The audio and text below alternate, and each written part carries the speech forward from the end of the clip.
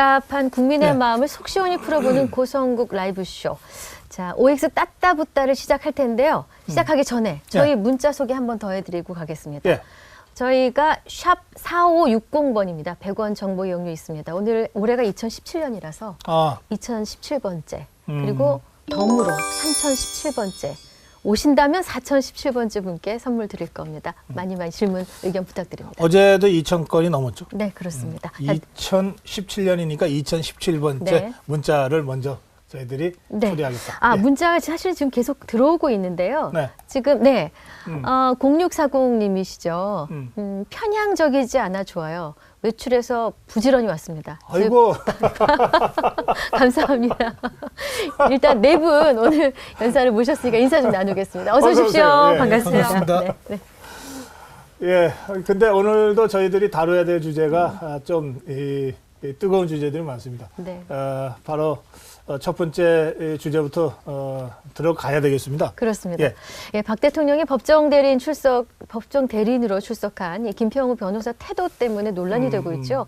야권의 비난이 대단히 거셉니다. 먼저 관련 내용 보시겠습니다. 예. 아스팔트를 피로 물들일 거라고 이렇게 한 표현은 섬뜩하기까지 합니다. 그분들이 제일 싫어하는 공산당이 하는 말 아닙니까? 이거야말로 내란 선동입니다. 어떻게 헌법재판소 법정에서 내란 선동을 할 수 있습니까? 탄핵이 기각되면 모두 아스팔트에 나와서 죽자는 얘기인데, 혹은 나라를 엎어버리자는 얘기인데, 이건 뭐 그 이석기 내란 선동보다 더 심한 거 아닙니까? 변호사를 세운 것인지 만취한 주폭을 세운 것인지 구분이 안 될 정도이다. 박 대통령 대리인단은 변호사로서 최소한의 자각을 하길 바란다. 변호사 자격증이 아까울 정도이다. 네, 그런데 조금 전에 우상호 원내대표의 그 자료 화면 한 번만 더 보여주시겠어요? 저 발언을 좀 거꾸로 한 것 같아서요. 예. 그러니까 그 탄핵이 인용되면 죽자는 얘기인지 아마 이런 취지로 발언을 했을 텐데, 탄핵이 기각되면 아마 그렇게 아마 나온 것 같습니다. 예, 그래서 어쨌든 뭐 뜻은 또 통하는 거니까, 그 김평우 변호사가 뭐 아스팔트를 피로 물들이자는 얘기냐, 탄핵 인용하면 이런 뜻이죠. 예, 그렇게 해서 이제 맞으면 이 아주 거친 발언을 쏟아부었습니다. 네. 예, 촛불과 태극기가 정면 충돌해서 아스팔트 길은 전부 피와 눈물로 덮인다. 막 이런 식으로 헌재에서 변론하면서 그 얘기를 했습니다. 예. 네. 자, 그런데 이 부분에 대해서 아까 보신 대로 뭐 야권에서의 그 비판이 아주 거셉니다. 네. 첫 질문 제가 드리겠습니다. 우선 그 지금 상황, 그러니까 헌재의 그 최종 선고가 얼마 낮지 않은 상황에서 정말 막판 치열한 기세 싸움이 벌어지고 있는데, 지금 상황을 여러분들은 뭐라고 설명하시겠습니까? 몇 자로 해볼까요? 한 7자 할까요? 좀 길게 드릴게요. 길게 7자. 길수록 편하지 않으세요? 아니요. 자, 느낌표, 물음표 다 됩니다. 헌재와 헌재를 둘러싼 정치권, 그리고 청와대의 그 치열한 뭐 기세 싸움, 뭐 눈치 싸움, 또 말싸움, 이런 상황을 우리 국민들이 지금 매일매일 볼 수밖에 없는데, 이 상황을 네 분의 전문가 패널들은 어떻게 설명하시겠습니까? 어떤 상황이다라고 설명하시겠는지 7자로 한번 써주십시오.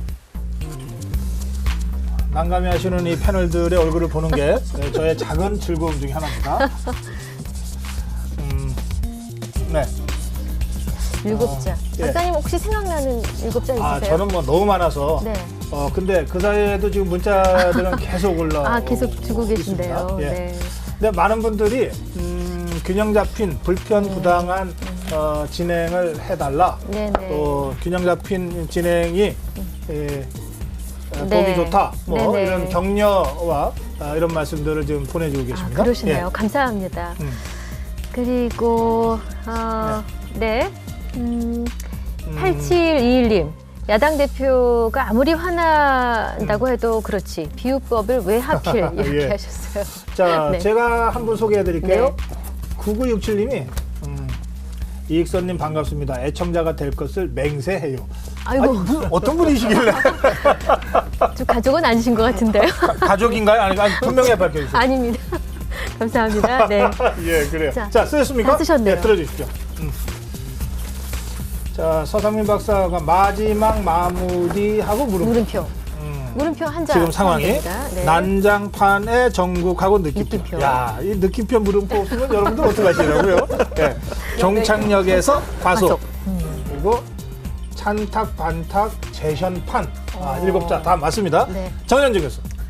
그 대통령 대리인단의 어떤 그 우리의 어떤 법치주의에 대한 인식 그리고 그 안에서의 나름대로의 그 법리 공방에 대한 충실성 이런 것들이 완전히 사라졌잖아요. 네. 그러니까 오히려 헌법재판소를 정치화시키는 그런 어떤 모습들을 보여주면서 물론 그 김평우 변호사 같은 경우에는 이른바 이 탄핵이 인용되었을 때 광화문에서 촛불 집회와 태극기 집회가 서로 충돌하는 그런 전국을 얘기를 했지만 네. 실제로 지금 헌재를 그렇게 만들고 있는 거 아니겠습니까? 그래서 이것은 어찌됐건 헌법재판소도 그렇고 정치권도 그렇고 광화문도 그렇고 그러면 국가 전체를 난장판으로 만들고 있는 상황이 대통령 아니겠느냐. 변호인단, 대통령 대리인 측에서 지금 전국을 난장판으로 만들고 있다. 이런 출발점이라고 이런 봅니다. 진단이신 예, 거죠? 예, 예, 헌법재판소 알겠습니다. 안에서. 예, 마지막 마무리? 네, 그 비슷한 얘기입니다. 그러니까 저는 바둑을 못 둡니다만은 바둑을 두고 마지막에 개가라는 걸 하지 않습니까? 그래요, 예.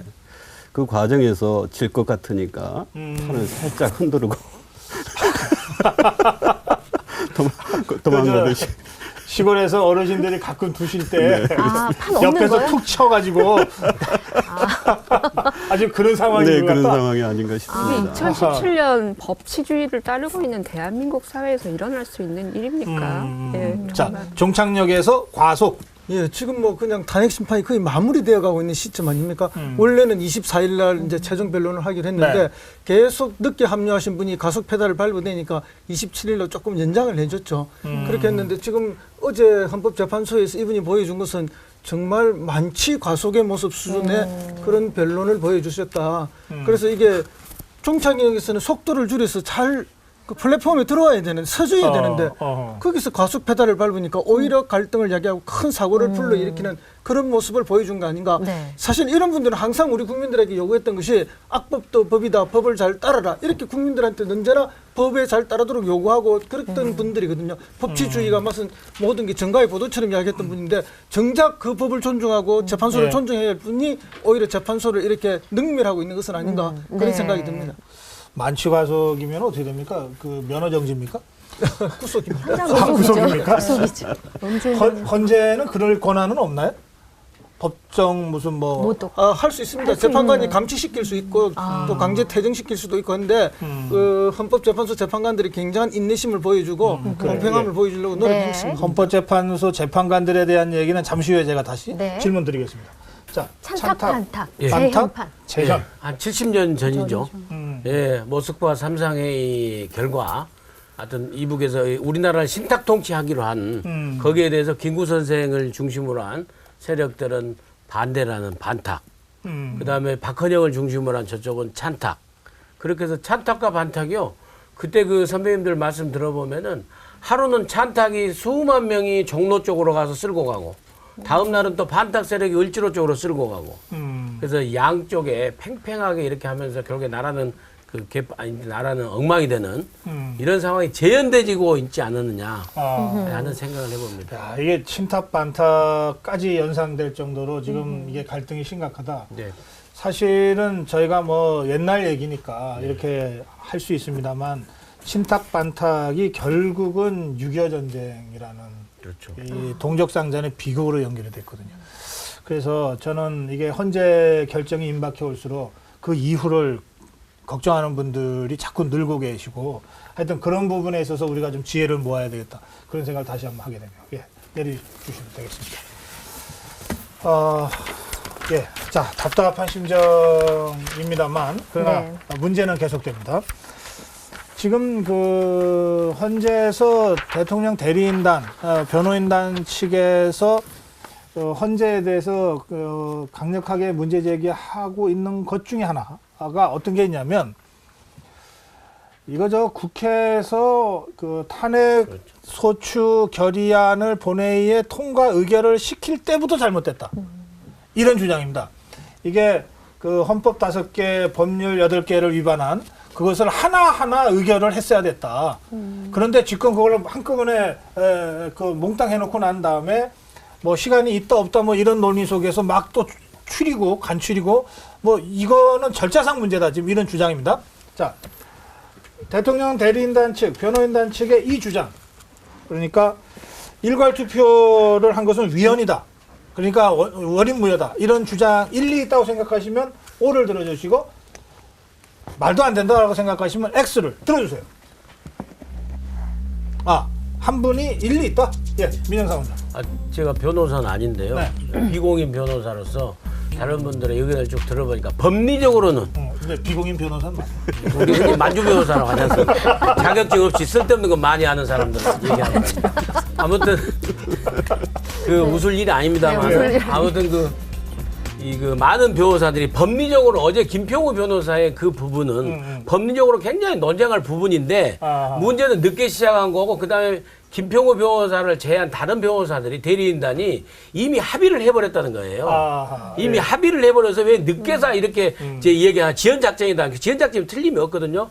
그렇지만 법리적으로 보면은 상당히 일리가 있다는 게 법률가들의 중론인 것 같습니다. 네. 법리적으로 보아서 일괄 투표했다라고 그러는데 저도 사실 그 국회에서 탄핵 그 소추안 가결될 때요. 네. 그 본회의장을 보시면 돼요. 그 의장이 그 관련해서 소추되어지는 그 항목들을 쭉 읽습니다. 그리고 그것을 제안을 해요. 뭐에 위반, 뭐에 위반 이런 식으로 해서 이미 그것에 대해서 강론을 다 공개하고 그걸 일괄 투표를 한 것이거든요. 네. 그렇다면 거기에 대해서 거부사항이 있었으면 당시 새누리당 의원이든 또는 지금의 바른정당 소속의 의원이든 이 항목은 반대한다라고 해서 문제 제기를 했었어야 되는 거예요. 아, 예. 국회에서 그냥 일괄적으로 탄핵합시다 이렇게 한 게 아닙니다. 그 조목조목 하나하나 전부 다 의장이 공개를 하고 거기에 그걸 전제로 해서 투표를 한 것이거든요. 알겠습니다. 예, 지금 저 그 문자 일괄 나가고 투표라고 하는 있는데요. 것은 네. 잘못된 발언인 1041님이 것이죠. 민 교수님 세게 한 말씀 해주시죠.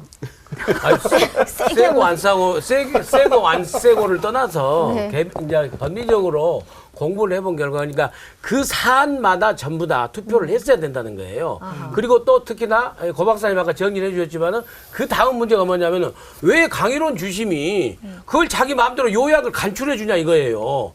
13개를 갖다가 4개, 5개로 추계하겠지 않습니까? 네. 그래서 이 김평우 변호사가 법리적으로 봤을 때 강일원 주심이 바로 이 국회 수석 대리인이다. 대변인이냐 대리인이다라고 또 비판을 한 겁니다.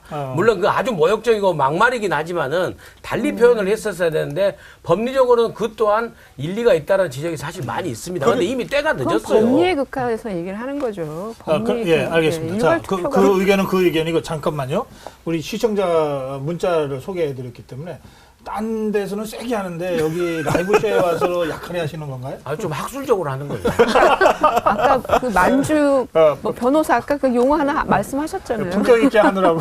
알겠습니다. 자, 예, 허성. 네, 허성. 근데 어제 그 헌법재판소에서 있었던 그 과정 중에 이 이야기를 하나 보면은 좀 납득이 가는 게 있습니다. 강일원 재판관이 이제 그렇게 김평우 변호사가 문제 제기를 많이 하니까 헌법재판을 잘 안 해보셔서 이러시는 것 같은데요 하고 면박을 한번 줬습니다. 그리고는 그 같이 있는 이동엽 변호사님, 그 네. 헌법재판관 출신이죠. 그러면 이렇게 하는 게 맞죠라고 동의를 구했어요. 근데 이동엽 변호사가 맞다라고 동의를 해줬어요.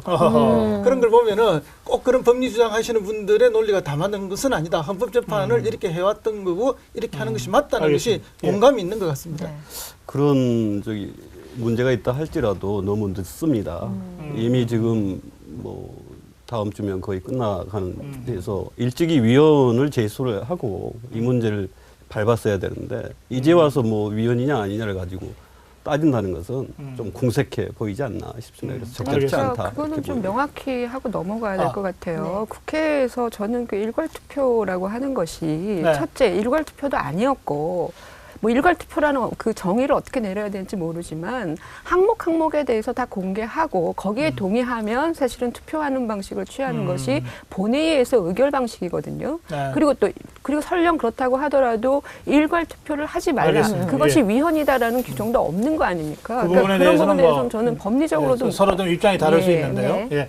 자, 다음 주제로 가겠습니다. 자, 그래서 지금 강일원 재판관에 대해서 대통령 변호인단 쪽에서 좀 불만이 많은 모양입니다. 그래서 강일원 재판관에 대한 기피 요구를 했습니다. 기피 신청을 했는데 헌법재판소 재판관들이 의논한 결과 이유 없다 이러고 각하를 했어요. 그래서 이제 강일원 재판관을 포함한 8명이 이제 심리를 계속하게 됐습니다. 질문 드리겠습니다. 강일원 재판관에 대한 기피 신청 이거 대통령 측에서 시간 끌려고 하는 수단이다라고 생각하시면 O를 아니다 정당한 문제적이다 생각하시면 X를 들어주세요. 기타도 있는데. 어머. 아니 오세 그런 분. 그거 없습니다. 선택지가 두 개밖에 예, 없어서 두 개밖에 없습니다. 예. 삼지선다 하시면 안 돼요. 돌발 저기 상황이다. 나가실래요? 아니요. 김평우 변호사의 그러니까 돌발 행동이다. O냐 X냐? 그 돌발 예. 행동이기 때문에 시간 지연용은 아니라고 볼 수 있겠죠. 그럼 그렇게 하시면 돼요. 세 분은 시간 지연용이라고 하신 네. 거예요. 자, 먼저 돌발 행동이다. 시간 지연하시고 싶었겠죠. 지금 상황에서 지연할 수 있는 수단이 지금 막혀 있는 거 아니겠습니까? 헌법재판소가 어쨌든 이정미 재판관의 그 사임 그 뭐죠? 임기가 끝나는 직전에 네. 판결을 하기로 되어 있기 때문에 네. 어떤 수단도 지금은 작동할 수가 없는 상황입니다. 그런데 그래서 지푸라기라도 잡고 싶겠지만 예. 저는 최소한 강일원 재판관에 대한 그 문제 제기는 제가 볼 때는 그 김평우 변호인의 돌발 행동이었다. 개인적 돌발 이른바 행동이다. 예, 알겠습니다. 예. 그런 면도 있겠지만 전반적인 기조가 계속 이걸 연기시키려고 하는 거지 않습니까? 대리인단 전체가. 예, 그리고 만약에 한 명이 기피가 돼서 그게 받아들여져 버리면 7인만 남지 않습니까? 15분 만에 판결이 나왔잖아요. 그렇죠. 그걸 몰랐을 리가 없을 거라고요. 15분 그런 지연하자는 점에서는 건가요? 예, 어쨌든 뭐 안 될 때는 안 되더라도 그렇죠. 그리고 할 수 있는 거 다 해본다. 그렇게 함으로써 연기 작전도 되지만 동시에 이제 헌재의 또 주심에 대한 뭐 문제 제기도 강한 되고. 흔들기를 예, 통해서 알겠습니다. 압박용이다. 크게 의견 뭐 다른 의견이 없으시죠? 아니 예. 헌재에서 법리를 가지고 다투야 떳떳한 거 아니겠습니까? 그런데 이거 시간 끌기 연장 이런 꼼수를 가지고 대통령을 어떻게 위한다고 할 수 있는지 모르겠습니다. 정확하게 뭐가 대통령이 정당한 법 체계 하에서 국정을 수행했다고 자신한다고 그런다면 그것을 법적으로 헌재하고 다투는 게 이 변호사들의 할 일이지 네. 시간을 끌어서 어떻게 하겠다 하는 것은 좀 떳떳하지 못한 거 아닌가 싶습니다. 근데 한 말씀만 드리면은 근데 왜 이렇게 지연 작전을 할까? 네. 그 생각을 해보면 제가 민동구석이 있는 것 같아요. 지연 작전을 써가지고 네. 이정미 재판소 대행까지 소장 대행까지 물러나고 7명이 하게 되면은 기각이나 각하 쪽에 아무튼 상당히 가능성이 있다라고 상당히 그쪽을 믿는 것 같아요. 그래서 이렇게 최대한 3월 13일 이후로 판결을 받으려고 이렇게 지연 작전을 쓰지 않나. 저는 그렇게도 한번 생각해 알겠습니다. 봤습니다. 법조인들의 예. 얘기를 들어보면 재판정에서 재판관과 저런 식으로 대립하는 것이 네. 실제로 재판 결과에 도움이 되지 않는다. 오히려 그렇죠. 예. 그 부정적인 결과를 낳을 것이다라고 하는 평가가 대부분이거든요. 그건 뭐 상식적으로 문제 근데 않겠습니까? 지금 말씀하신 것처럼 민 원장님 말씀하시는 것처럼 각하 기각시키는 네. 것이 목적이었다면 오히려 저렇게 해서 재판관들의 감정을 자극해서 글쎄 사실은 말이에요. 기각적으로 생각을 하고 있는 재판관들도 인용적으로 돌아설 수 있는 가능성은 알겠습니다. 충분히 자, 있는 그래서 거거든요. 예. 저희가 헌법재판관들의 지금 심정이 어떤지를 좀 질문을 드리겠습니다. 그러니까요. 제가 네. 만약 이정미 대행이라면 저는 가만히 안 있었을 것 같아요. 어땠어요? 여기가 어디라고. 한번 해보세요. 제대로. 정말 저기 김평우 변호사 발언은 여든 야든 이게 굉장히 문제가 될 발언들이었기 때문에 이정미 대행이 굉장히 그 인내심을 보였다고 생각합니다. 질문. 이정미 권한대행의 속마음이 어땠을까? 아, 그래요. 속마음 몇 글자로 할까요? 이게 사실은 몇 글자요? 다섯 글자. 다섯 글자. 예, 다섯 글자. 두 글자로 해달라는데. 글자? 갑자기 우리 두 글자. 네, 두 글자로 해보죠. 박상진 PD가 두 글자요? 두 글자로 해달래요. 네, 두 글자. 거의 지금 이거 우리 패널들 사지로 몰아넣는 질문인 것 같습니다. 네. 자, 지금 문자 들어와 있는데요. 4676님이신가요? 정현정 교수님, 논리정연하고 전국 판단을 정확히 하십니다. 감사합니다. 가족이세요? 아니 혹시 가족이 아닐까 싶은데요. 가족은 아니겠지만 학생이세요? 아니요, 전혀 모르겠어요. 전화번호를. 6661님이 사법고시에 품위 있게 말하는 과목 추가합시다. 예. 좋은 네, 아이디어시네요. 참. 네. 무슨 자, 말씀이신지 알 것 자, 같습니다. 두 자로 네. 지금 이정미 권한대행의 심정을 쯧쯧, 난감, 짜증, 참담, 혹은 황당. 예. 쯧쯧. 예, 혀를 좀 찼을 것 같아요. 왜 저러나 대체 뭐 별 걸 다 하네. 뭐 이런 심정이 아닐까 싶습니다. 네. 쯧쯧. 예, 네. 난감. 근데 그 김평우 변호사가 사실 그 천재 중에 천재래요. 그래요? 예. 그리고 뭐 아무튼 서울법대 그 우병우 수석보다도 훨씬 더 전부 하여튼 소년급제고 서울법대 무슨 사법고시 전부 다 최연소 수석 이걸 달고 다니는 분이더라고요. 네. 근데 그게 법조계는 다 알지 않습니까? 그래서 네. 참 어이가 없는데 어떻게 예우를 해줘야 되겠는데 너무 어이없는 그 이렇게 막말을 하시니까 이정미 소장 대행으로서 참 난감했지 않았을까 아하. 이런 생각을 해봅니다. 네. 자, 아줌.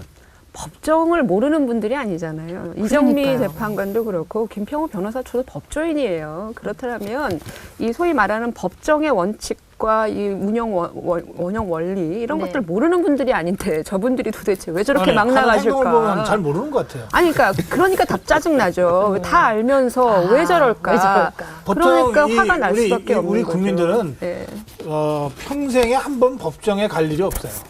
근데 네. 어쩌다가 이제 뭐 가게 되면 야 진짜 예의 바르게 잘하잖아요. 그렇죠. 근데 맨날 법정을 정말 제 집 드나들듯이 하는 법률가들이 뭐 왜 저러는지 모르겠네요, 진짜. 법리 공방을 전혀 안 하잖아요. 정치 공방을 하여튼 하죠. 그런 네. 이런 상황에서 권한대행 짜증이 많이 나 있을 거다. 네. 그렇죠. 알만한 사람들이 그거 왜 꾹꾹 참고 저래 있다. 이런 거죠. 알겠습니다. 네. 그다음 참답. 그렇죠. 법조계 존경받는 선배들이었는데 또 원로들이지 않습니까? 이분들이 네. 그 고시 기수만 해도 지금 헌법재판관들보다는 최소 10기수, 15기수 이렇게 선배들인데 네. 그분들이 와서 후배들 앞에서 이렇게 하는 모습에 얼마나 참담하겠습니까? 그 어른들이 오히려 법정을 존중하고 사법 체계를 존중하는 모습을 보여야 되는데 네. 이런 황당한 정치 투쟁을 하고 계시니까 정말로 황당하고 참담한 생각이 들었지 않았나 이런 생각 듭니다. 네. 아유, 참. 자, 그런데 알겠습니다. 이제 지금 헌재에서 이런 공방은 전체적으로 보면 이정미 권한대행 퇴임 날짜인 3월 13일 전에 판결하냐 그 후로 넘기느냐에 다 연관되어 있는 것 같아요. 네. 아까 이미 분석이 나왔습니다만은 대통령 대리인 측에서는 뭐 이런저런 지연 전술을 써왔다면 그것도 직접적으로는 이정미 권한대행이 퇴임한 후에 판결을 받겠다고 하는 거를 목표로 하는 거 아니겠습니까? 자, 그래서 이 질문 드리겠습니다. 지금 헌재가 3월 13일 이전에 어떤 판결을 내리겠다고 하는 입장을 대체로 좀 간접적으로 여러 차례 표명했습니다. 그래서 3월 13일 전에 판결을 내리려고 하는 헌법재판소의 지금의 상황, 이거 일리 있다. 그렇게 가야 된다고 생각하시면 O를 들어주시고 아니다. 그럴 필요 없다. 재판 날짜를 못 받고 하는 재판은 말이 안 된다. 이렇게 생각하시면 X를 들어주세요. OOOX. X부터 가겠습니다.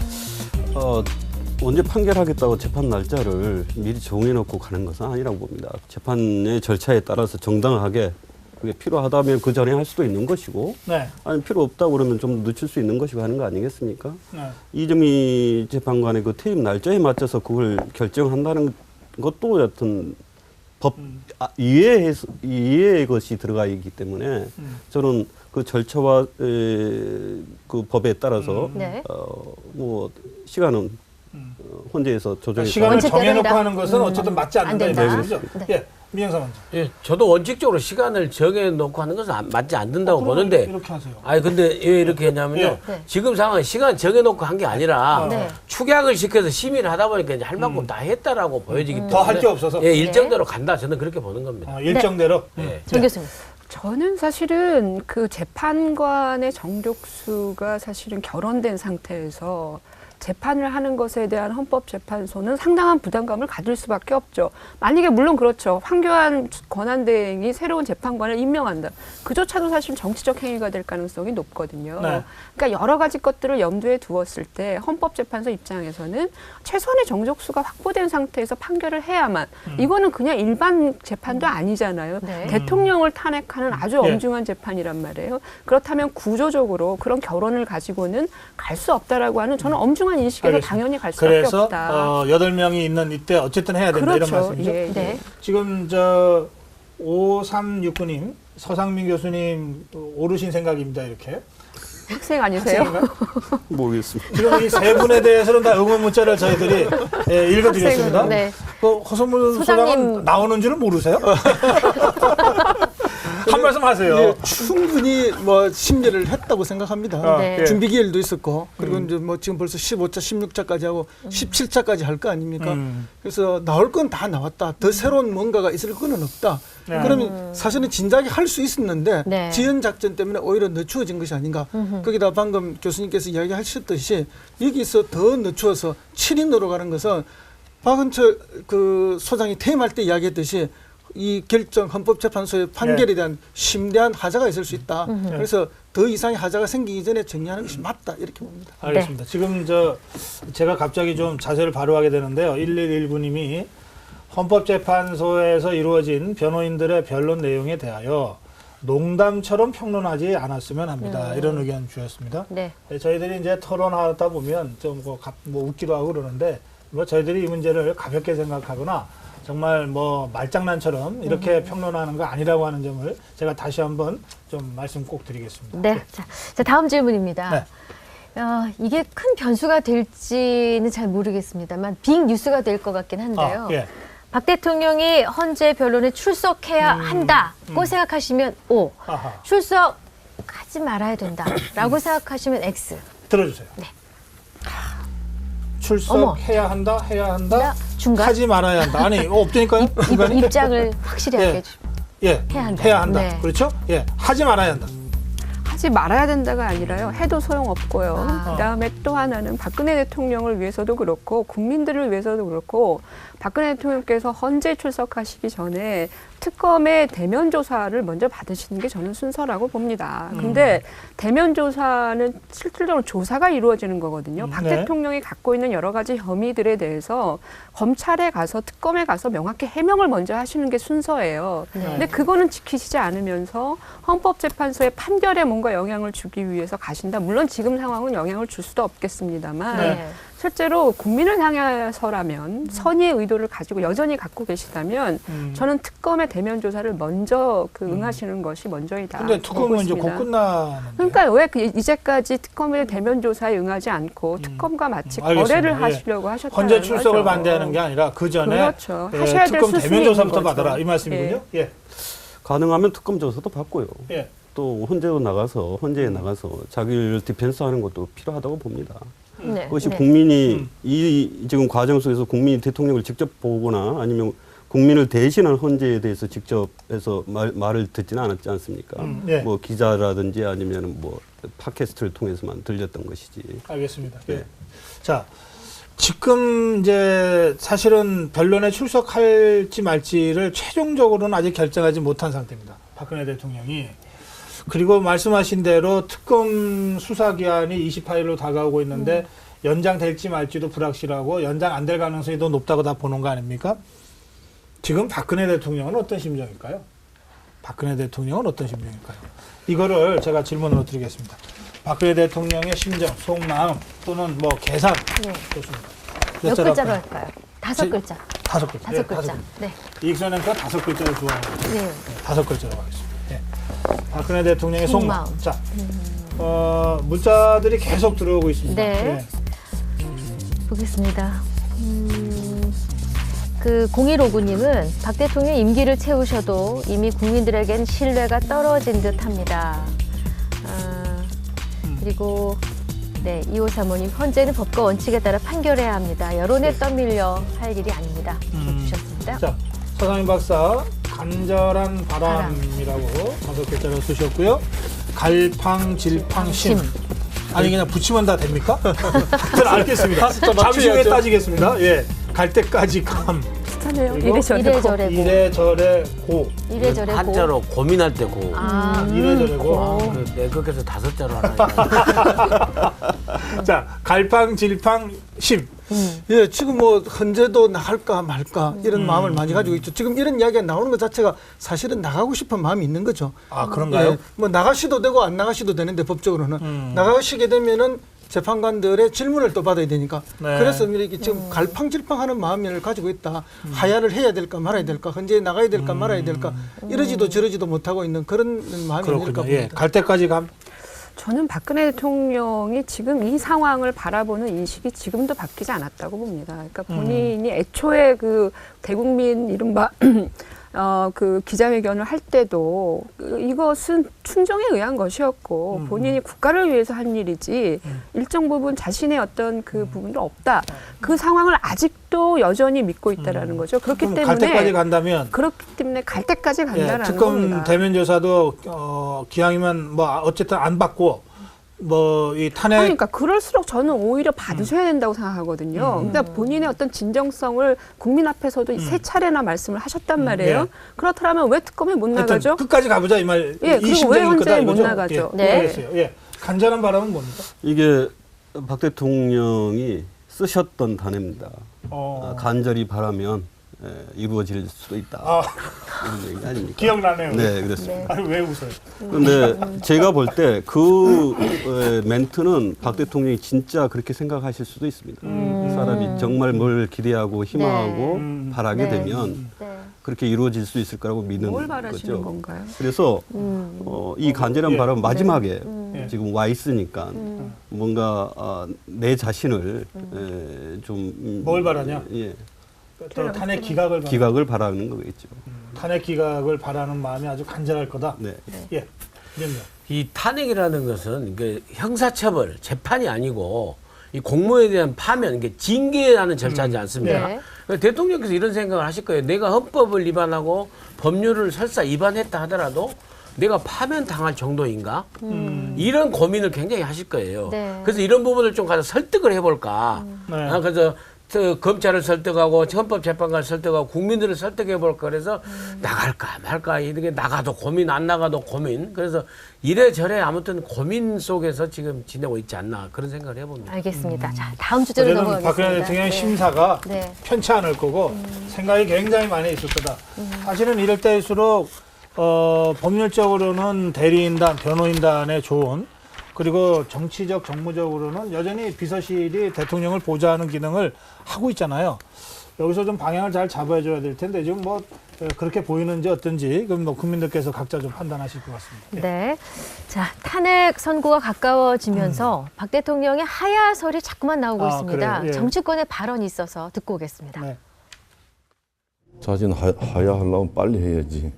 그 퇴임의 시기를 처음부터 못 박았으면은 중간에 이런 국론 분열도 없었을 것이고 안정적인 정권 이양이 됐을 텐데 결국에는 헌재가 결정할 때까지 갈 거라고 예측을 하시는 건가요?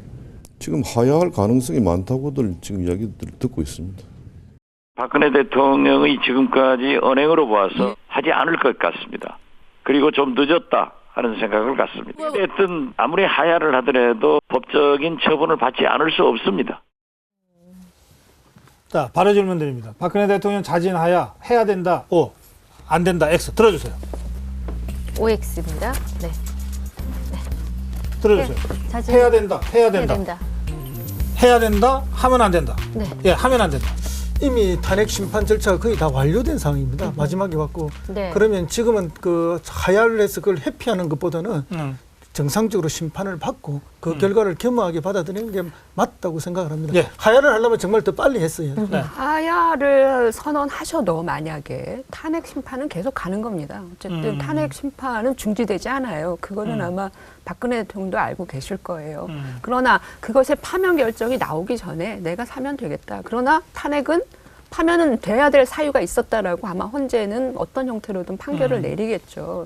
그런데 만약에 이 자진 사퇴를 할 때 박근혜 대통령의 입장에서 박근혜 대통령의 선의를 갖고 있지 않다라고 판단을 했을 때 네. 어떤 유리한 부분이 분명히 있을 것 같아요. 자진 사퇴를 선언을 하면 첫째는 뭐냐면 그 이른바 사퇴를 선언하는 순간 이제 완전히 대선 정국으로 들어가는 거 아니겠습니까? 이른바 네. 정치 경쟁으로 들어가기 때문에 네. 그 정치 경쟁 과정에서 일정 부분 역할을 할 수 있는 것도 네. 충분히 있다라는 것이죠. 네. 그리고 네. 또 하나는 네.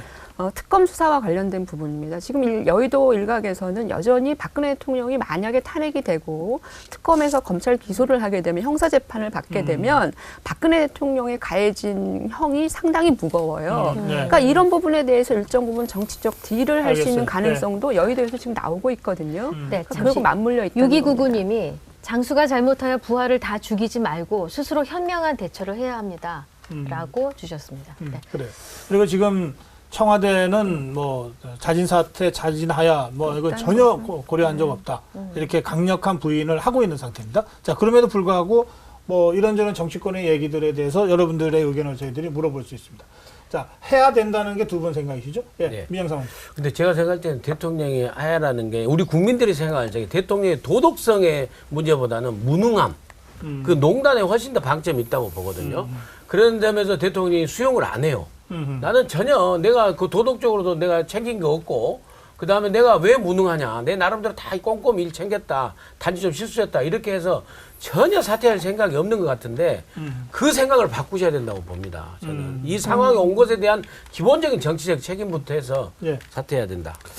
예, 대통령으로서 책임을 이렇게 좀 밝혀주시는 게 좋지 않겠냐 싶습니다. 그동안 뭐 한 수개월 동안 나라가 이 모양 됐던 거에 대한 책임도 있는 거 아니겠습니까? 그래서 그 책임을 스스로 지는 것이 필요하지 않나 이렇게. 네, 자진 사퇴해야 된다가 맞습니다. 마지막으로 뭐 국민들한테 할 수 있는 뭐 봉사다 뭐 이런 취지로 지금 말씀하신 것 같습니다. 자, 그런데 아까 저 박지원 대표의 발언에 보면 이미 늦었다. 그다음에 하야하더라도 사법 처리를 면할 수 없다. 뭐 이 대목이 나옵니다. 네. 그래서 제가 그 질문 드리겠습니다. 만약에 이건 만약에라고 전제하고 대통령이 자진하야를 한다면 그러면 사법 처리를 그럼에도 불구하고 해야 된다면 O를 들어주시고 그렇게 될 경우에는 사법 처리를 안 할 수 있다라고 생각하시면 X를 들어주세요. 아이고, 전부 사법 처리해야 그럼에도 된다. 불구하고 어떤 게 경우에는 아니잖아요. 사법 처리를 해야 법정에서 결정되어지는 것이죠. 알겠습니다. 예. 네. 그럼 바로 다른 너무나 당연한 얘기를 박지원 대표는 그거 왜 했을까요? 좀 궁금하네. 그래서 정치인이잖아요. 정치인은 안 해도 될 얘기 합니까? 관심이 필요하시니까. 어쨌든 누구도 그것을 뭐 사면해주거나 어떻게 할 수 있는 권한을 위임받은 정치인이 아무도 없지 않습니까? 물론이죠. 그걸 또 감당할 수 있는 정치인도 아무도 없고 지금 이 상황에서. 법정에서 해야 하는 것이죠. 알겠습니다. 자, 박근혜 대통령의 이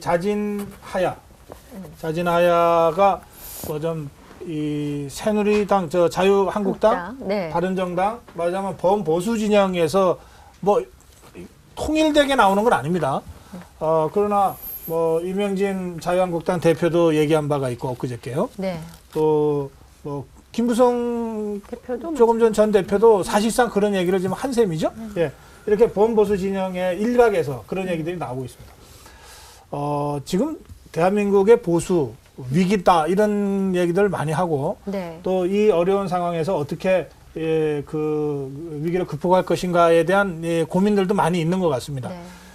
그러면서 이제 대통령 자진하야 아까 어떤 분이 말씀하셨죠? 정말 보수 세력이 다시 살아나기 위해서라도 대통령이 몸을 좀 던져야 되지 않냐 이런 얘기들이 있는 거 아닙니까? 그렇죠. 네. 자, 이 지금 보수 세력의 어떤 그 마음 상태, 심리 상태 이걸 여러분들은 어떻게 설명하시겠습니까? 이건 사자성어로 하겠습니다. 사자성어로. 네. 예. 청취자 여러분들도 시청자 여러분들께서도 참여하시면 좋겠습니다. 지금 보수의 마음을 사자성어로 한번 표현해 주시면 네. 저희 패널들보다 더 멋있게 표현하시면 저희가 선물 드리겠습니다. 샵 45600번 100원 유료 문자 있습니다. 네. 실시간으로 저희가 검색 가능합니다. 네. 쓰셨으면 들어주십시오. 지금 정현정 교수 자중질환 나왔습니다. 네. 자중질환. 그리고 살타아생. 살타아생. 이 뜻을 좀 여쭤봐야 됩니다. 다른 사람 대통령을 희생시켜서 우리 자유 무슨 당이죠? 한국당이 살자. 보수 네. 세력이 보수 세력이 살자. 네. 지금 그런 네. 이야기입니다 이게. 측은지심 그리고 전전긍긍. 네, 측은지심 듣겠습니다. 그러니까 박근혜 대통령 하야 얘기가 나오는 거 보니까 그런 생각이 듭니다. 그러니까 보수층이 가지고 있는 전반적인 생각은 일단 박근혜 대통령이 어찌 됐든 간에 법적으로 어찌 됐든 간에 보수층의 생각은 박근혜 대통령한테 측은지심이 있다. 네. 그래서 안타깝고 안쓰럽다. 이런 짓이 분명히 있을 것이다. 그래서 스스로 하야를 함으로써 좀 더 국민들한테 뭔가를 마지막으로 보여줄 수 있는 국민들한테 있는 또 보수 세력한테 있는 측은지심을 대통령이 좀 살펴라. 네, 그렇습니다. 그리고 거기에 호응해라 이 말씀이죠. 네, 맞습니다. 알겠습니다. 자중질환. 그 보수 세력이라고 할 때 일반 그 보수적 성향을 갖고 있는 국민들과 또 선거를 준비해야 되는 보수 정치인들 조금 다르게 구분을 해야 된다고 보는데요. 예. 아마 말씀하신 것처럼 보수 국민들은 측은지심이 있을지 모르지만 저는 기본적으로 정치인으로서의 보수 세력들은 집권하기를 아예 그냥 포기했다. 선거를 거의 포기했다고 봅니다. 지금 상황에서. 자중질환은 막 분란이 일어난다는 그러고 건데. 오히려 밖에서 박근혜 대통령이 하야해주면 그거라도 어떻게 한번 지푸라기 삼아서 해볼까라고 하는 아주 막연한 인식. 그러니까 뭔가 자기를 개혁하고 보수 개혁하고 얼마나 많은 얘기가 있었습니까? 스스로 개혁하는 모습 보여야 되는데 그런 플랜 전혀 없이 지금 여전히 자중질환을 정 교수 빠져 말씀하시는 있다. 걸 들으면서 제가 갑자기 국민의당 내부에서 있었던 논쟁이 생각나네요. 자강론과 연대로. 그렇죠. 비슷한 얘기죠. 자강론이 필요하다는 얘기 아닙니까? 그렇죠. 자강을 보수 좀 세력한테도. 하셨어야 하는 거 이미 늦었죠. 예, 어쨌든 예. 네. 예. 그 같은 맥락이라고 제가 이해가 되는데. 자강이 뭔지 국민의당에서 얘기하는 자강이 뭔지는 모르겠으나 자, 자기 개혁의 알겠습니다. 어떤 예. 그 당찬 모습을 시청자 보여야 여러분들이 되죠. 어마어마하게 문자를 주고 계십니다. 어. 근데 제가 번호를 말씀드리지 않고 사자로만 된 그래요? 거를 쭉쭉 저기 읽겠습니다. 지금 우리 이익선 앵커가 시청자 사자성어 쭉 말씀하실 때 나보다 낫다 그러시면 손 들어주세요. 예. 임전무퇴, 살다. 혼수상태, 사면초가, 좌불안석, 좌고우면, 긴가민가, 진퇴양난, 첩첩산중, 자업자득, 와심상담, 이의제의, 황당무계, 이제 그만, 역지사지, 이판사판. 아유, 굉장히 많이 주셨거든요. 이재희는 박근혜 대통령이 호수 적이었는데 상태가 상당히. 혼수 상태 한 표. 예, 호수 상태 저는 저보다 낫습니다. 제가 그걸 생각을 못했습니다. 혼수 상태. 예, 예. 우리 저 민영삼 원장이 혼수 상태 한 표 주셨기 때문에 그분께는 저희가 선물 책 저는 보내드리겠습니다. 대량 난감 하겠습니다. 네, 저희 문자 샵 4560번입니다. 네. 자, 그런데 혼수 상태보다는 못하지만 그래도 전전긍긍 설명을 잠깐. 예, 근데 이제 2007년 때하고 이게 진영이 완전히 바뀌었거든요. 그때 2007년 때는 이회창, 이명박 두 후보가 63% 얻었어요. 네. 그리고 이 정동영 후보가 26% 정도밖에 못 얻었거든요. 근데 지금 완전히 바뀌어서 사실은 정권이 바뀐 거나 다름없죠. 정권 교체된 거예요. 그래서 그러니까 진보 진영이 지금 한 60, 70%를 지금 갖고 있고 보수 진영에서 아무리 해도 안 되는 거예요. 근데 그때하고 지금하고 다른 것은 그때는 진보 진영은 그걸 몰랐거든요. 근데 지금은 보수 진영이 알은 거예요. 어떻게 해도 안 된다는 것을. 그렇기 때문에 전전긍긍하고 근데 있잖아요. 알겠습니다. 예, 저기 살타하생. 살타하생, 네. 아까 설명을 잠깐 하셨지만. 예, 예. 그래서 어쨌든 대통령이 지금 자신 하야하는 모습을 보여줌으로써 질 수 있는 후퇴를 하자. 그리고 대통령이 그 희생 속에서 그래도 당과 보수 세력은 살려서 어떤 행태로든 대선이든 다음 지방선거든 장기전을 대비하자. 그런 논리라고 봅니다. 잠깐만 좀 첨언을 예, 예. 해도 될까요? 그 민 원장이 말씀하신 것 중에 사실은 그 기울어진 운동장을 만들어주는 그 기울기를 조절하는 사람들이 누구냐면 민 원장님은 보수 진보 이렇게 딱 나누셨는데 원래는 중도층이에요. 네, 중도층이 지난 대선에서도 박근혜 대통령을 예. 일정 부분 지지했고 그 전에 이명박 대통령의 실용 노선 물론 실패했지만 실용 노선에 사실은 그 기울기를 조절해 준 네. 거거든요. 그러니까 포기할 이유가 없는 것이 영원히 오지 않는 세력 그 마음이 아니거든요. 그렇다면 스스로 개혁해서 얼마든지 움직일 수 있는 민심이라고 하면 예. 중도를 잡아야죠. 알겠습니다. 예. 예. 네. 뭐 심계일전, 어의상실, 각주구검, 천하무정난데 전화위복이라는 사자성을 보내주신 분도 계십니다. 네네. 전화위복. 박근혜 대통령과 지금의 탄핵 국면이 보수 세력 입장에서 전화위복의 계기로 만들 수 있으면 좋지 않냐 이런 취지인 것 같은데 전화위복 가능할까요?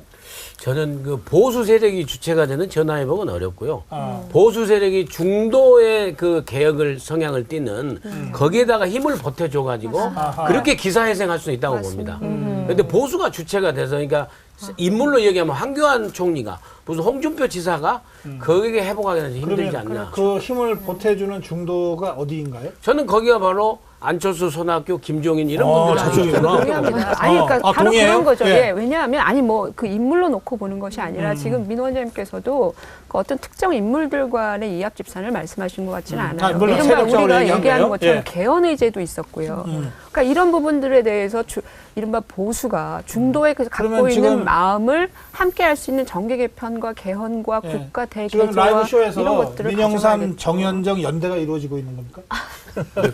그런 신정적 그런 셈입니다. 연대이고 입장 연대. 어떻게 생각하세요? 근데 전화위복을 무슨 뜻으로 썼는지는 모르겠는데 적어도 이제 전화위복의 계기를 하면 이 극단적인 상황에 몰려서 네. 어떤 면에서 보면 극우 보수이기도 하고 어떤 면에서 보면 이권 보수이기도 한 이 자기의 그 기득권을 챙기는 이 보수들이 정말 국민들과 함께하는 보수로 또 합리적 보수로 성장하기 위한 총체적 반성의 기회가 된다면은 알겠습니다. 전화위복의 기회가 될 거라고 봅니다. 저희들한테 아주 멋진 토론의 그 계기를 제공해 주신 파리 영사님, 전화위복이라는 사자성어로 파리 영사님께도 저희들이 선물 보내드리겠습니다. 고맙습니다.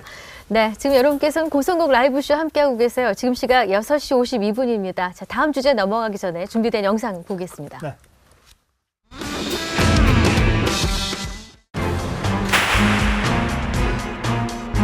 지금 제가 가지고 있는 국가가, 정보가, 정치 이런 것도 모두 그 시기에 형성된 것이에요.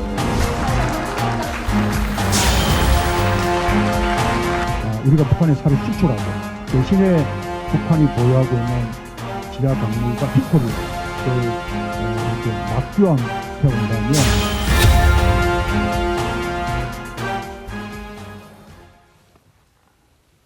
네. 문재인 전 대표가 2012년이었습니다. 이 국방백서에 북한을 주적이라고 표현한 부분을 이 주적이라는 표현은 부적절하다라고 발언한 적이 있습니다. 네네. 그때부터 문재인 전 대표의 안보관에 많은 분들이 이제 우려를 하기 시작을 했습니다. 그런데 지금 그 문재인 전 대표 주변에 모인 분들의 별만 세도 별이 100개가 넘는다는 얘기가 있는데요. 그거 다 세봤습니까? 몇 개입니까? 뭐 대충 세본 것 같은데요. 나오는 이야기 저는 뭐 정확하게 어느 분이 계신지 다 모르는데 네. 어쨌든 육해 공군에 네. 여러 많은 별들이 다 들어가셔가지고 별의 개수가 100개가 넘는다는 이야기가 소문으로 나오고 있습니다. 야, 그러니까 저 문재인 후보가 대세는 대세네.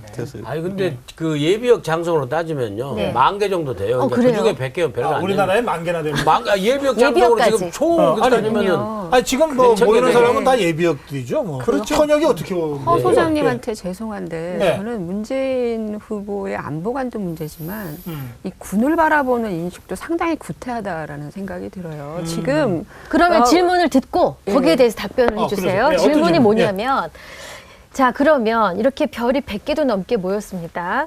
문재인 전 대표의 안보관 우려가 이번에는 불식될까? 될까라고 된다고 생각하시면 O, 아직 안 된다 생각하시면 X. 들어주세요. 된다. 된다.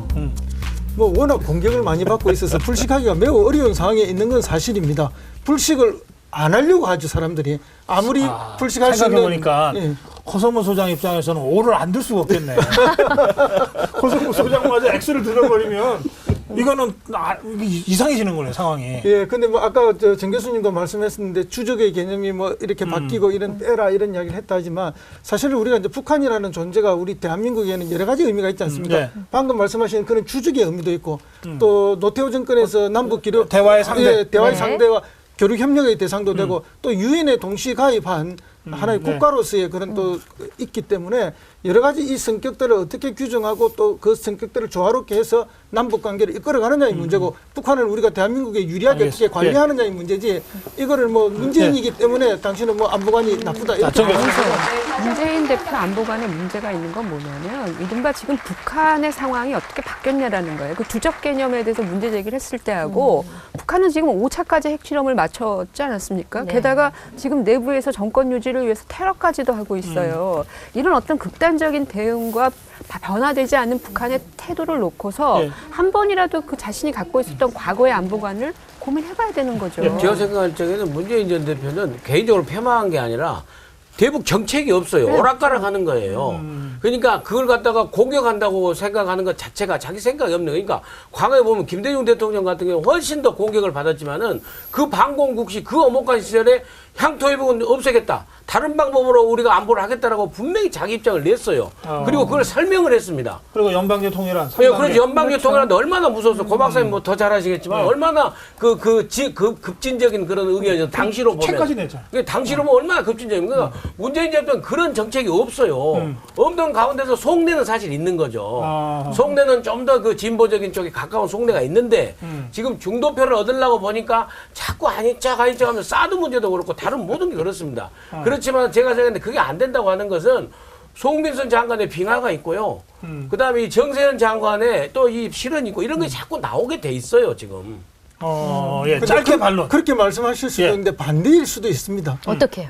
문재인 대표가 정말 안보관은 그런 그 철두철미한 북한을 주적으로 보는 안보관을 가지고 있지만은 그 외에 지금 변화되는 정국이나 여러 가지에 따라서 교류 협력을 해야 되기 때문에 그런 부분을 차용하고 또 빌려서 쓰고 이렇게 하는 거지 그걸 조화롭게 하려는 거지. 아니, 나는 저번에 잠깐만요. 교류 협력 해야 된다고 하면 될 거 아니에요. 아니요, 교류 그 말씀도 협력에 하죠. 근데 왜 북한을 먼저 간다고 그래? 한미 동맹이 제일로 중요하다고 아니 얘기를 그러니까 해야죠. 한미 동맹이 중요하니까 미국과의 충분한 협상과 협의를 통해서 그 협의 다음에 가겠다는 거지 그거 없이 가겠다는 게 아니지 허 않습니까? 소장님한테 너무너무 죄송한데 다 그러니까 혼자서- 앞뒤 거두절미하고 그 부분만 뽑아서 그렇게 외국끼리 저기, 말씀하시면 안 허 된다고 소장님, 생각해요. 너무너무 죄송한데. 너무 열심히 대변을 하셔가지고 아니, 전 여기다 팩트를 대고 제가 뭐 얘기하려고 얘기를 하는 할 수가 없는데 네. 그 교류 협력이라고 하는 것도 사실은 상황에 따라서 그 물론 방법론도 그렇죠. 바뀌어야 되는데 네, 지금 네. 보시면 광물 자원하고 쌀 바꾸는 정도 이런 인식의 지금 교류 협력의 인식이 너무 문재인 대표는 지금 갖고 있는 그 거거든요. 대목 잠깐 방법론도 직접 발언 좀 바뀌어요. 듣고 오겠습니다. 예. 네.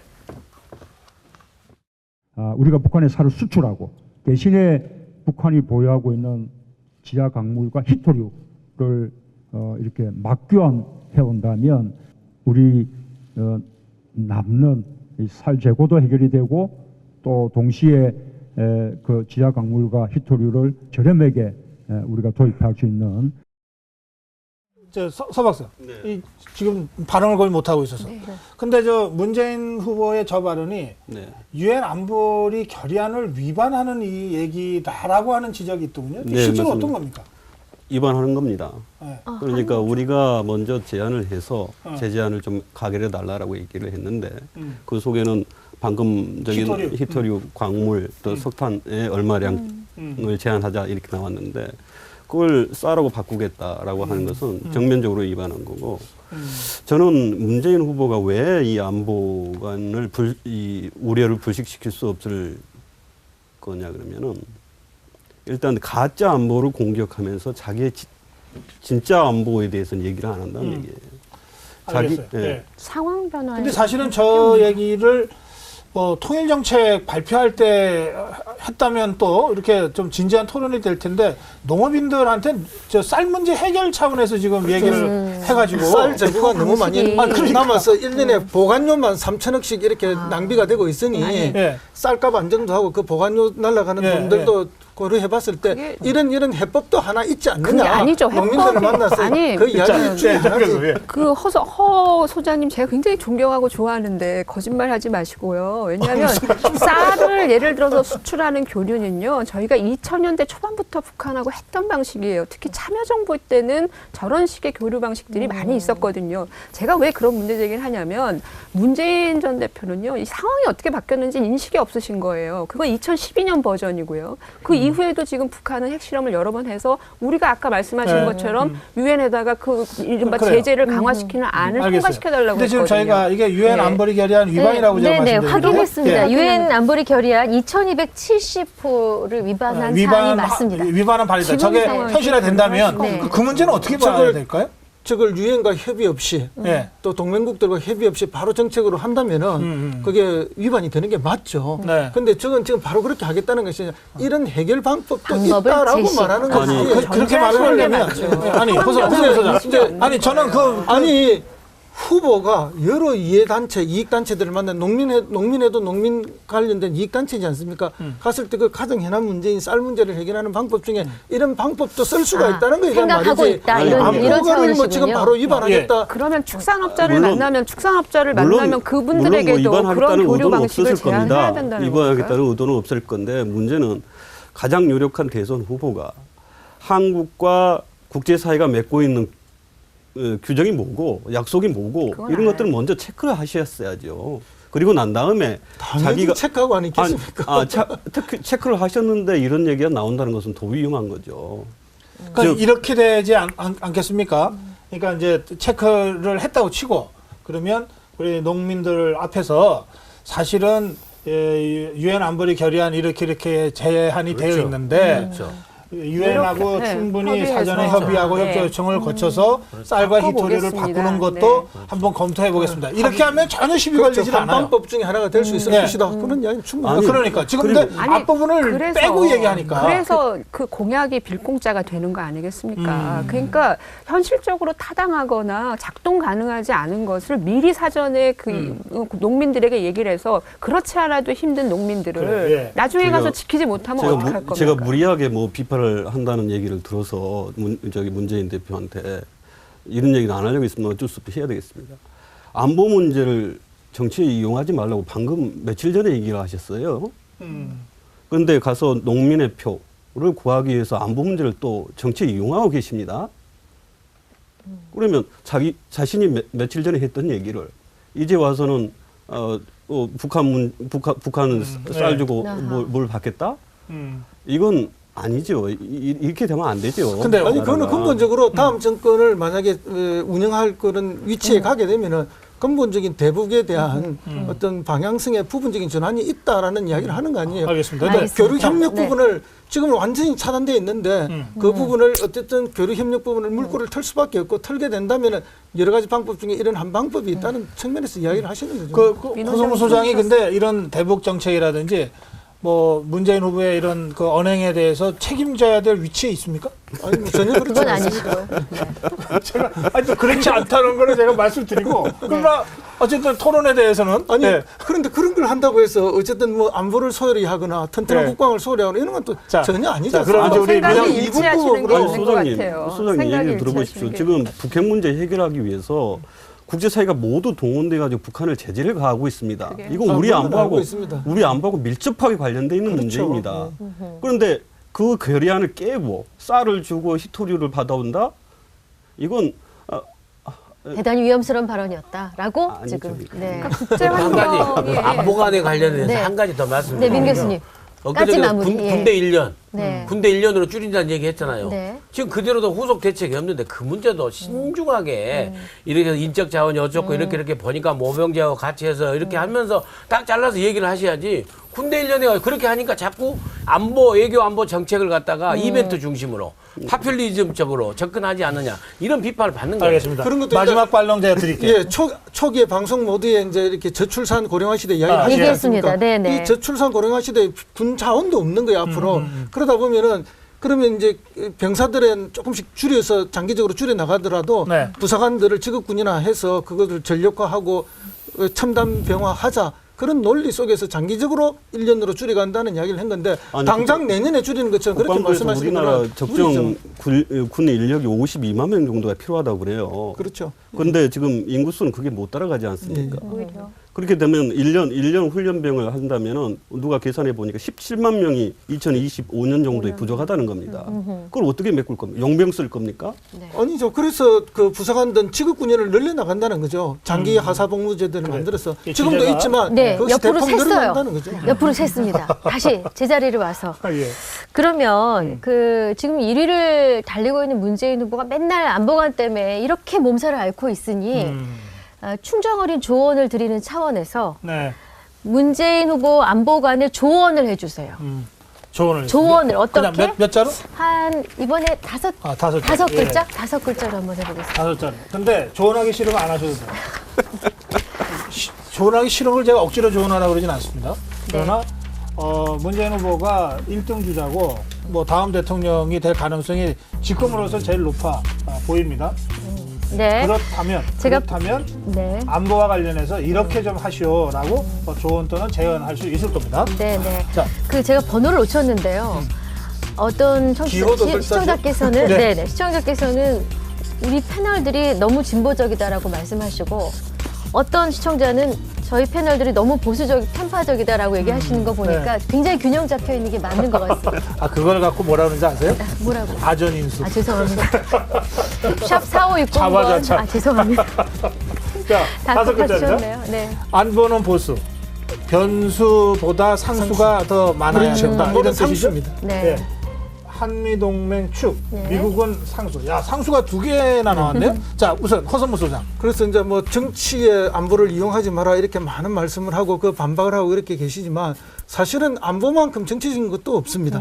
그렇기 때문에 안보는 변수가 아니라 언제나 선거나 정치에서 상수일 수밖에 없기 때문에 그 점을 유념하시고 공약이나 정책이나 이런 걸 가다듬기 바랍니다. 상수기 때문에 좀 더 분명하게 안심시킬 수 있도록 해야 된다. 그렇죠. 그런 말씀이죠. 안보는 보수. 북한의 핵 위협이 엄존하고 있고 더 강화되고 있고 북한은 변화될 가능성이 없는 것으로 보여지는 현실 상황에 착목하셔서 기본적으로 관점을 보수적으로 확 바꾸셔야 됩니다. 네. 이것을 우리가 흔히 얘기하는 안보는 보수 이렇게 해서 국민들이 똘똘 뭉쳐서 사실은 움직여야 되고 네. 대통령이 그걸 주도해야 된다고 알겠습니다. 미국은 상수. 안보 문제만큼에 있어서는 미국은 상수입니다. 이걸 유념하셨으면 좋겠습니다. 예를 들면 이게 미국을 강조하다 보니까 내가 친미로 찍히는 거 아니야라고 하는 우려가 있으신 모양인데 그런 우려 전혀 하실 필요 없다고 봅니다. 안보만큼은 미국하고 그런데 중국이 우리 안보를 대신해 줄 수 없습니다.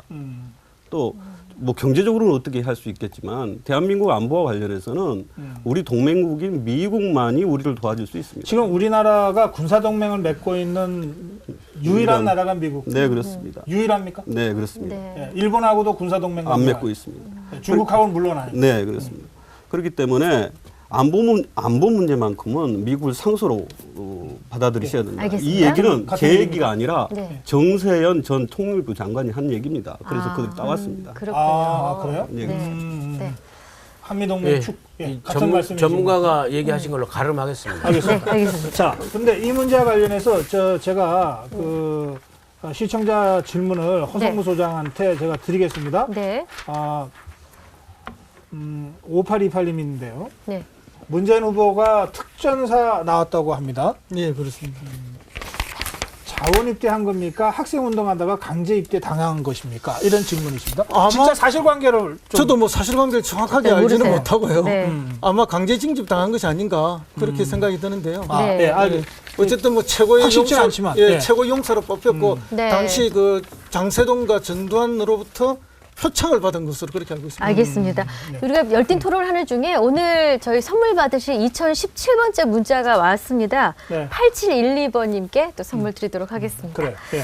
그럼 자. 다음 선물은 3017번. 3017. 예, 3017을 향해 달려보겠습니다. 네. 자, 이제 또 다음 주제로 넘어가겠습니다. 네. 선한 의지 발언 여파인가요? 오늘 나온 지지율 조사에서 안희정 지사의 상승세가 꺾였습니다. 하하. 그러니까 좌우 양 진영에서 다 야단을 맞고 있는 것 같은데요. 발언을 일단 지지율 먼저 확인해 볼까요? 네. 네. 안희정 그러네. 지사 19.2. 약간 떨어진 것 그러네요. 같습니다. 예. 네, 그래서 관련 발언 듣고 오겠습니다.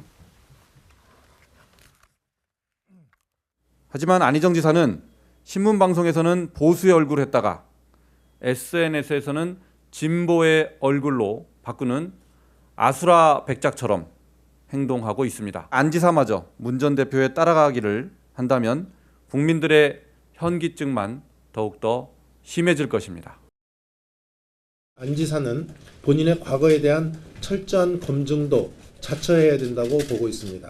2차례의 국가보안법 위반과 그로 인한 복역, 과거 학생운동권 시절의 사상적 편향성 문제, 삼성의 30억 원을 포함한 수십억 원대의 불법 대선 자금 수수로 인한 실형 등을 포함해서 수많은 문제를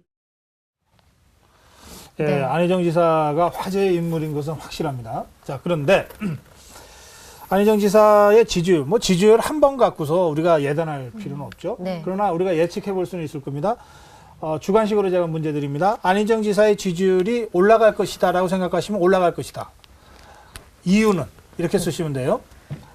그냥 현 상태로 유지될 것이다. 당분간 답보 상태가 될 것이다. 이유는 또는 더 떨어질 것이다. 이유는 이렇게 써주시면 됩니다. 상중하로 써주시고요. 상중하 그리고 올라갈 경우의 이유, 지금 상태가 계속될 경우의 이유, 더 떨어질 경우의 이유를 써주시기 바랍니다. 네. 지금 오늘도 뭐 문자가 지금 한 2,400건 정도 400여 되는 분? 것 같습니다. 근데 네. 아슈라 백작은 예. 옛날 마징가제트에 나온 그 악역인데 요즘 젊은이들은 잘 모를 것 같은데. 이게 반쪽. 예, 야누스, 그렇죠. 아수라 이게 뭐 같은 것 같은데. 네. 예. 자, 올라갈 듯 떨어질 듯 조정기 답보. 그리고 약부합이라고 지금 쓰고 계십니다. 네. 자, 먼저 올라갈 것이다. 보수 표심 때문이다. 네, 저는 일관적으로 이 얘기를 하고 있는데요. 지금은 일단 약간의 조정기를 거치고 있는 모양이지만 또 올라갈 것이 분명하다. 왜냐 그러면 보수 표심이 지금 갈 곳이 없다. 일단 홍준표 지사가 출마를 할지 안 할지는 모르겠습니다만은 홍준표 지사가 출마하기 전까지는 여전히 보수 표심 또 중도 표심이 안희정 지사한테 갈 것이다 이렇게 보고 있습니다. 네. 떨어질 것이다. 자신 탓이다. 보수의 표심이 있었죠. 지금까지는 작동을 했는데 저는 이 안 지사가 최근에 보였던 이른바 그 갈팡질팡, 그러니까 입장의 변경이죠. 첫째는 우리가 알고 있는 것처럼 그 최근에 탄핵에 대한 문제, 탄핵이 기각되면 어떻게 하겠느냐. 그 부분에 대해서 인정할 수 없을 듯한 발언을 또 해서 문제가 되고 있고요. 선의의 그 이른바 의지. 박근혜 대통령이나 이명박 대통령 다 선의의 의지가 있었다. 분노. 예. 이거 갖고 문재인 후보하고 논쟁을 했는데 결국은 그냥 쑥 들어가 버렸어요. 예. 그러니까 뭔가 자신의 철학적 입장 그리고 안희정이라고 하는 50대의 새로운 기수가 내놓는 알겠어요. 새로운 생각이 뒷심이 부족한 거죠. 갈팡질팡, 우왕좌왕, 이 안희정 후보 때문에 떨어질 것이다. 근데 설명을 들으면서 제가 이렇게 안철수 후보 얘기하나? 그런 생각이 좀 들었습니다. 안철수 후보는 안희정 지사에 비해서는 나름대로 또 그 명확한 일관성은 정체성이 있다. 있죠. 근데 그 말씀 잘해주셨어요. 7963님이 언론에서 안 지사와 안철수 의원님 확실히 구분 좀 해주세요. 알겠습니다. 지금 주문해 주셨습니다. 네. 알겠습니다. 네. 예, 안철수 후보는 그런 맥락에서는 좀 다르다. 그렇죠. 탄핵에 대한 결정 부분이라든지 지난번에 광화문 관련해서도 역시 말한 거 아니겠습니까? 답보 조정기 추가 동력이 좀 미약하다. 이제 결정적으로 초기에 치고 올라갔던 것은 이제 중도 보수들이 몰리면서 그리고 충청권 표심이 몰리면서 올라갔고 이걸 기반으로 해서 반대로 이제 야권 내 지지세를 자기 쪽으로 견인해 가려고 했는데 최근에 이제 선의의 발언이라든지 이런 것 때문에 야권에서 지지가 자기 쪽으로 돌아섰던 분들이 오히려 차단되거나 빠지는 이런 상황이 되기 때문에 지금으로서 조정기고 답보될 수밖에 없다. 어떤 추가 동력을 끌어모을 데가 없다. 보수에서도 더 이상 데리고 올 데가 없고 또 야당 지지자들로부터도 더 이상 가져올 데가 없어서 답보 상태를 지속할 것이다. 약간하다. 예, 저도 약보합 상태로 동력이 없다고 봅니다. 근데 검증이 시작된 거죠. 그래서 다 말씀하신 이념의 검증, 그다음에 그 정치자금법 도덕성, 그리고 전 하나 추가하고 싶은 게요. 경륜, 연륜. 생각보다는 그 흔히 말하는 내공이 경륜으로서 내공이 없지 않느냐라는 평가가 어제 간훈 토론에서부터 벌써 나오기 시작했거든요. 그런 점에서 좀 동력이 야가지 않느냐. 네, 다음 주제로 가겠습니다. 아니 한 번만 들을게요. 9960님이 지지율 조사 왜 저한테는 한 번도 연락이 없는 거죠? 라고 주셨습니다. 아니 조사 말씀에 그러니까 조사에 대해서 많은 분들이 문제 제기를 하고 계십니다. 믿을 수 없다는 의견들도 많으신데요. 이게 어쨌든 지금 이루어지는 조사는 1000샘플입니다. 대체로. 그러니까 대한민국 국민 5천만 명에서 1000명을 성별이나 연령대나 이런 걸 나름대로는 다 균형을 잡아서 전화를 드리는데 그러니까 못 받을 가능성이 훨씬 더 높다. 그렇죠. 이렇게 제가 일반적으로 설명을 드려야 됩니다. 네, 다음 주제로 가겠습니다. 홍준표 지사가 참모, 날 도와줄 사람 찾습니다. 이렇게 구인에 나서면서 지지율에 대한 시원한 일갈도 했습니다. 함께 발언 듣겠습니다. 나 혼자 힘으로는 못했습니다. 그래서 도와줄 사람을 찾고 있습니다. 지지율 그거 신경 쓰고 선거한 사례가 한 번도 없습니다. 응답률이 10%도 안 되는 그 여론조사 가지고 지금 1등, 2등 갈라놨는데 그걸 보고 현혹이 돼서 따라가는 거 그건 바보들이나 하는 짓이지. 자, 홍준표 지사다운 그런 발언들인데요. 뭐 어쨌든 좋습니다. 그 혹시 네 분 중에는 지금 자기를 위해서 일할 사람을 찾는다는데 갈 생각이 혹시 있는 분이 계신가요? 그런 걸 여기서 물어보고. 답 진행하시죠. 그런 거 하지 마세요. 아이고, 무슨 말씀을. 제가 이 삼국지를 좋아하는데 거기 보면 이제 첫 대목에 이 앞부분에 서서라는 사람이 이제 유비를 도와주다가 뭐 조조의 강압에 못 이겨서 이제 가면서 가다가 돌아옵니다. 다시. 중요한 걸 까먹었습니다. 하면서 제갈공명을 추천하고 갑니다. 그래서 이제 유비가 제갈공명을 상고초려 해서 모시게 되는데 그만큼 이 인재가 중요한 거죠. 네. 이 3명의 인재만 얻으면 천하를 도모할 수 있다는 얘기 옛날부터 했습니다. 근데 훌륭한 인재를 예. 찾으시는데 오히려 저렇게 훌륭한 정치인을 뜻을 믿고 가치를 믿고 누군가가 쫓아가야 되는 상황이지 않겠습니까? 자, 그래서 네. 저 홍준표 지사는 잘 못 찾는 모양이니까 여러분들께서 한번 서서가 되셔가지고 예? 유비한테 제갈공명을 추천했듯이 한번 홍준표 지사한테는 이런 사람이 어떠냐 한번 공개적으로 추천해 주시면 어떨까요? 한 명씩만 써주십시오. 한 명씩만. 아, 사람으로. 진짜 어려운 이 사람을 한번 모셔봐라. 예? 이 사람을 한번 모셔봐라. 예. 그럼 당신이 뭔가 대권이라는 큰 꿈을 품고 있다면 이 사람을 모시면은 조금 더 가까워질 것이다. 시청자 여러분께서도 아이디어 한번 주십시오. 샵 예. 4560번. 아, 그러네요. 네. 예. 김종인. 아니 지금 같은 당 의원 아니신가요? 아니 뭐 이 어른은 어떤 뭐 당이나 소속을 중요하게 생각하지 않는 분이잖아요. 어허. 저는 뭐 그 춘추 전국 시대 때 어떤 사상가들이 자기의 사상 뭐 부국 강병의 그래서 뭐 천하를 주유하면서 뭐 천하의 패자들을 만나러 다니지 않습니까? 네네. 아마 늘 보여왔던 모습이 그렇기 때문에 지금 어쨌든 지금 뭐 소속돼 있는 정당에서도 지금 어떤 결정을 못 하고 계시라서 예. 한번 추천을 김정인 해보면. 의원을 찾아가 봐라라고 추천했습니다. 다행히 제 이름은 없군요. 남경필 후보인데. 아니 그러니까 예. 그 후보이지만 사실은 뭐 역할을 서로 나누셔야 되는 거 아니겠습니까? 그렇다면 이 남경필 지사가 갖고 있는 보수 개혁적 관점 이런 거를 좀 개혁적인 관점? 얘기를 좀 듣고 그걸 어떻게 서로 공유하느냐 그래요, 이게 필요할 것 알겠습니다. 같아요. 윤여준 전 장관. 지금 홍준표 지사가 찾는 사람이 전국 선거를 그것도 대선을 치러본 사람, 또 대선을 기획할 수 있는 사람을 네. 찾고 있는 거 아닌가 싶습니다. 네. 그래서 언뜻 떠오르는 사람이 윤여준 장관인데요. 윤여준 전 장관이 근데 남경필 후보 쪽에서 이렇게 뭐 일을 해준다기보다 네. 그쪽에서 지금 왔다 갔다 하고. 여기 같이 가시면 되겠네요. 같이 가면 알겠습니다. 오세훈 전 시장. 네, 저는 그 남경필 그 지사를 추천한 그런 비슷한 이유죠. 개혁 보수고 비박이고 그렇군요. 또 영향도 되고. 묘한 게 뭐 윤여준 전 장관은 아닙니다만 오세훈, 남경필은 바른정당 당적을 갖고 있습니다. 뭐 지도부이기도 하고 그리고 더불어민주당의 의원이시고요. 김정인 의원은 자유한국당은 아예 인물이 없고.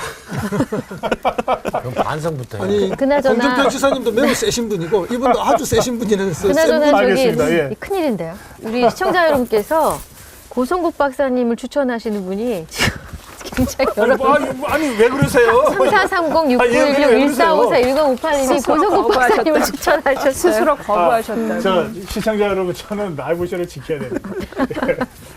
네. 네. 자, 다음 질문을 드려야 되겠는데요. 홍준표 지사랑 또 유승민 후보 지지율이 좀 동률이 됐네요. 3.3%. 네. 네. 그럼 여기서 이거 하나 여쭤볼까 합니다. 지금 지지표가 나와 딱 3.3 똑같습니다. 유승민 후보의 강점, 홍준표 지사의 강점, 어떤 강점이 있는지 네. 하나씩만 짤막하게 짧게. 하나씩만. 네. 이거는 그냥 보여만 주시면 됩니다. 뭐 설명이 따로 필요 없을 것 같습니다. 두 사람이 약점이 없다는 뜻이 아니고 뭔가 강점이 있겠죠. 그래서 강점을 좀 비교하기 위해서 제가 그 질문 드립니다. 네. 자, 도지사 이름이 뭐였죠? 네. 홍준표. 네. 유승민 후보는 경제 전문가, 홍준표 후보는 정치 내공이 깊다. 네. 딱 알겠습니다. 네. 자, 그다음에 또 어느 분이십니까? 네. 자, 유승민 후보는 정책에서 정책. 강점이 있고 홍준표 후보는 노이즈 마케팅에 강점이 있다. 그렇죠. 알겠습니다. 예, 노이즈 마케팅도 능력입니다. 유승민 의원은 개혁 의지가 있고 홍준표 지사는 실전 혈투에 강하다. 네, 용장. 예. 피 냄새가 난다. 네. 저도 전문성을 들었고요. 유승민 후보는 네. 전문성. 네, 홍 지사는 보수층이 듣고 싶어 하는 말을 할 수도 있는 사람. 그리고 말을 잘하는 사람. 알겠습니다. 네, 네. 자, 내려주십시오. 네. 0515님이 아까 저기 정현정 교수님과 맥을 같이 한 문자 주셨는데 참모는 찾는 게 아니라 모여드는 겁니다. 이렇게 주셨어요. 자. 네네. 자, 다음 질문 가겠습니다. 김무성 전 대표, 김무성 의원이 임명진 자유한국당 대표에 대해서 또 독서를 퍼붓습니다. 네.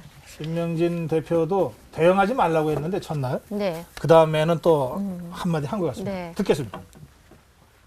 두 얼굴의 임명진 목사는 야누스의 얼굴입니다.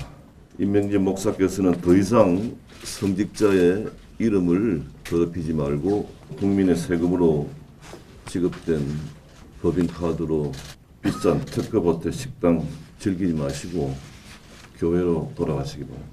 내가 호텔에 가서 밥을 먹은 적은 있지만 즐겨본 적은 없거든요. 나는 뭐 비상대책위원장 하면서 힘든 게 사실 호텔 가서 밥 먹는 거예요. 난 본래 갈비탕, 함흥냉면, 꼬막 비빔밥 이런 거 좋아하거든요. 호텔 가서 뭐 밥 먹는 거 즐겼으면은 내가 이 당에 와가지고 지금 5kg가 빠졌어요. 즐겼으면 그렇게 몸이 빠지겠습니까? 그러니까 뭐 사실이 근거지 않은. 어쩌다가 자유한국당의 전 대표가 현 대표가 이 밥 먹는 걸 가지고 저렇게 공개적으로 논쟁을 하는 상황까지 오게 됐는지 네. 참 이 답답한 상황입니다. 네. 자, 질문 드리겠습니다. 김무성 의원의 발언, 저런 말이 필요하다라고 생각하시면, 또 적절하다고 생각하시면 O를 들어주시고, 정말 정치 발전에 도움이 안 된다고 생각하시면 X를 들어주세요. 필요한 발언이라고 생각하시고 X 세 분이서 왜 노이즈 필요한 마케팅 하시는 거예요?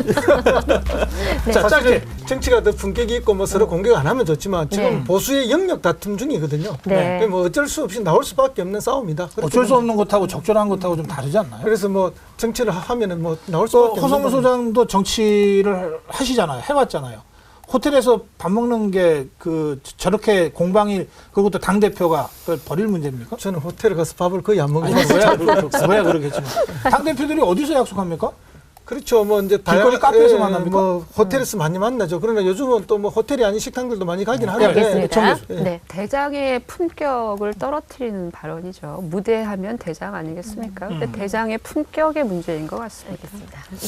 지금 김무성 대표하고 임명진 비대위원장님께서 논쟁을 하셔야 될 부분은 대한민국 보수가 어디로 가야 되느냐, 대한민국 보수의 미래는 어디냐, 또 어떻게 보수한테 자존심을 심어줄 것이냐, 이걸 논쟁을 하셔야지. 저도 밥을 물론 좋아합니다만 밥 먹는 것 가지고 이거 구차스럽게 말이죠. 네. 밥을 좋아하게 생겼죠. 먹는 것 같고 그래요. 왜 이런 밥 건너뛰는 거 굉장히 싫어합니다. 네. 자, 정치권에서는 박사 위에 밥사가 있습니다. 밥을 사고 밥을 먹고 해야 정치를 하는 거죠. 하여튼 김무성 전 대표의 발언이 지나쳤죠. 지나쳤는데 또 임명진 비대위원장도 아쉬움이 박근혜 대통령의 어떤 그 실패, 국정농단의 부분에 대해서 자유한국당이 빨리 처리를 해야 되는데 그 부분을 끊지 못하고 있다. 알겠습니다.